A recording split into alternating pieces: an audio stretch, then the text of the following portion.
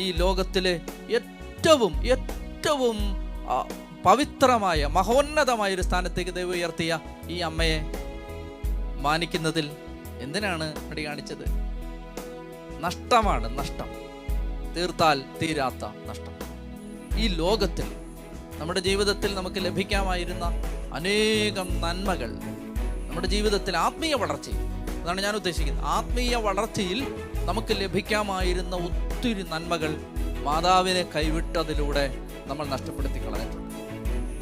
ഞാൻ ആരെയും കുറ്റം വിധിക്കാൻ ഇത് പറയുന്നതല്ല. പക്ഷേ അമ്മയോട് ചേർന്ന് നിൽക്കുന്നവർക്ക് ഒരു ശാന്തതയുണ്ടെന്ന് നിങ്ങൾ കാണും.